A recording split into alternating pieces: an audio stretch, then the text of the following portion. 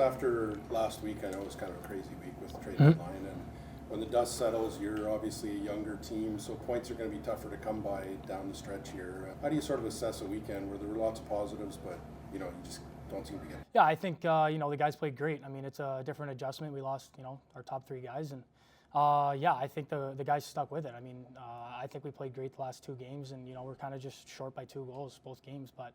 I think we just stick to the system and have a hard week of practice, and I think we'll be good. For yourself, you were an older guy and obviously a leader without a letter, but now you have one. Yep. That changes things a little bit.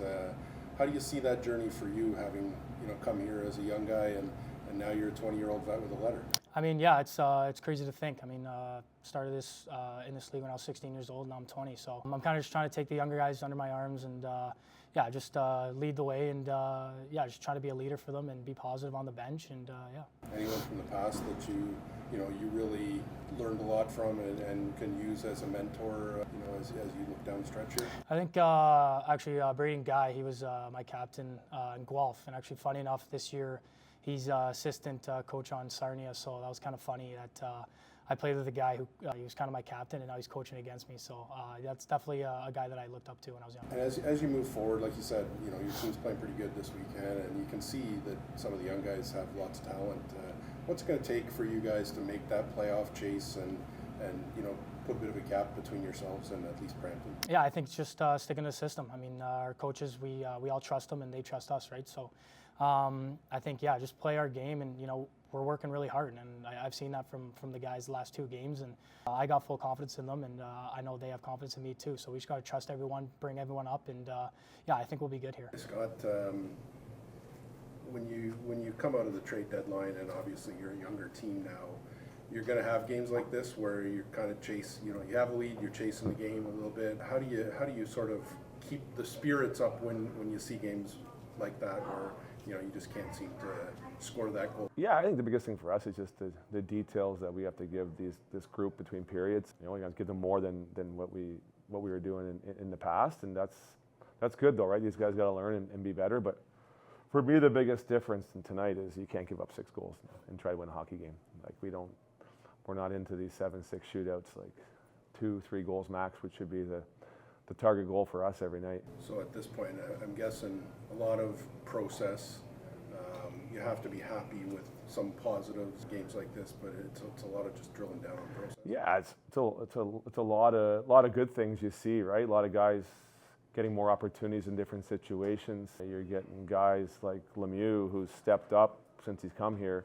A guy who's playing on the 3rd line and some limited power play in Windsor, who we knew had a lot of that potential, but he's had great success there with Kovan and Nemec, a line that's, they're our number 1 line, right? So I just need some other guys to step up in different roles. I thought Provorov was really good tonight with the puck, right? So he's a guy that's going to elevate his game. And for me, we have Gonchar in the back end who's very offensive and he's came a long way in his D side, but we don't need 6 of them. Like we need 1 of them, right? So I think that's a big thing for us. In terms of today's game, like you said, it's tough to win when you allow 6. And you had all kinds of chances. And how did you see it at the end with just kind of a wild finish? Yeah, wild finish. It was good. Like, we kept the puck in their end for 2.5 minutes. The guys were moving around, getting chances. They're a first-place hockey team for a reason. They move the puck. You can see it. They defend. Maybe get some big saves there when needed. But I thought maybe the one was in, but that's hockey, right? And it's you got to keep going. Lemieux had a good chance on the penalty shot, and we had, there was no quit, right? And that's a big thing for us is habits, discipline, playing the right way. And again, 3-2, 2-1, you'll be happy when you win those games. Points are going to be harder to come by, obviously, and you're in a playoff chase now. You start to sort of refocus on that, and does that kind of motivate your team looking at the standings and saying, we have to stick to process, but at the same time, points are going to get us there? Yeah, I think that's huge, right? When you're up, you got to find a way to close a game. You can't give up a couple goals quickly. Happened tonight there at the second period. I think 2 quick ones they had, right? And this is the difference in the game. I think that was a tying goal and the winning goal 5-4 there that they got there quickly. So you got to find a way to eliminate those, and I think the biggest thing is not getting too high and not getting too low. I thought Friday our details and our habits were outstanding. Didn't get rewarded for it. I thought tonight there was times and there was guys who did them and there was guys who didn't, right? And our job is to make sure everybody's doing the details the right way. And lastly, I just want to talk about Chase getting an A. He's a player who's been here for a while, always battles hard.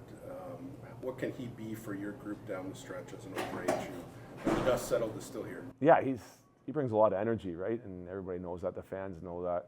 And when he's on his game, he's drawing penalties like he did tonight there. At the end, he gives a chance to get back in the game. He's a guy in the room that can be vocal as well. And I think that's important from a leadership type view. And it's a guy for him.